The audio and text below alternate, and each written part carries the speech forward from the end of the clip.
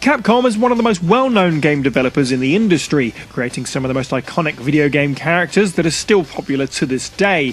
IPs such as Mega Man, Street Fighter, Resident Evil, and a number of Disney cartoon adaptations, just to name a few. However, nowadays Capcom is mainly known for their participation in the fighting game community, or FGC as some may know it. They're considered by some as the company that created the template of how a good fighting game should play and what it should consist of. However, there is one fighting game under Capcom's radar that never made it to commercial release, and so in today's video, we'll be discussing Capcom Fighting All-Stars. Capcom Fighting All-Stars Code Holder was a 3D fighting game planned for the arcade and PlayStation 2 that was to be developed in-house by Capcom. The game featured 16 characters, each with their own movesets, 4 of which were brand new characters never before seen in a Capcom game: Dee Dee, Rook, Ingrid, and Death. Death was actually a character that was never revealed, though many fans have made renditions of what he may have looked like based on a single silhouette that was believed to be him.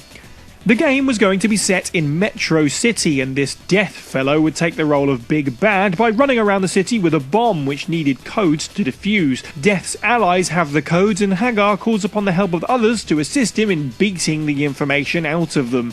The game's heroes, Rue, Chun-Li, Charlie, Alex, Strider, Batsu, and Akira answer Hagar's call. All of these characters would have been playable in the game. Poison was also playable, although it's not known if she would be on Hagar's side or not.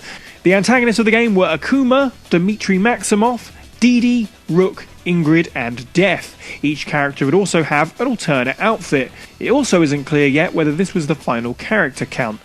In 2003, after the success of their popular crossover titles, Capcom decided to focus its attention on another. Their main concept was to combine a large number of characters from different Capcom games to create a title with a diverse roster to choose from. Not much is known of the actual development of this game, but it was far enough along to have had location testing in Japan for the general public, who were asked for feedback. Sadly, the majority of this feedback was negative, with clunky controls and awkward playstyles among some of the complaints. Capcom began to see a loss in their finances, with a few of their big hit releases failing to meet sales, such as Resident Evil 0, Devil May Cry 2, and Clock Tower 3.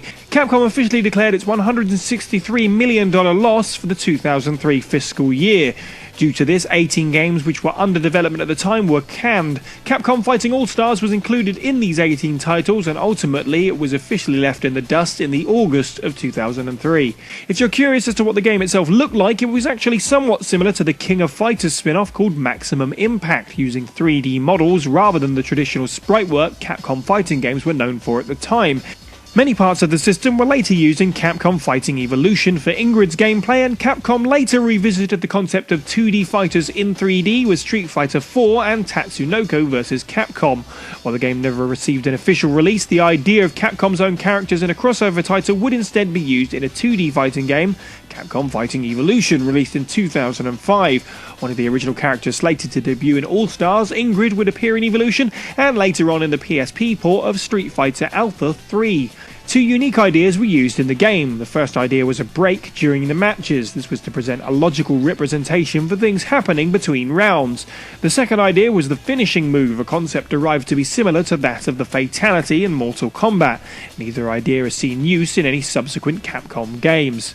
In August 2016, new info and images for the game were added to the Street Fighter V Encyclopedia site, including new unreleased posters and the full reveal of the final boss Death, who was for many years only seen as a silhouette in one of the game's flyers. And that brings us to the end of this particular video. Thanks for watching, guys, and don't forget to follow us on Twitter and check out some of our other content if you like.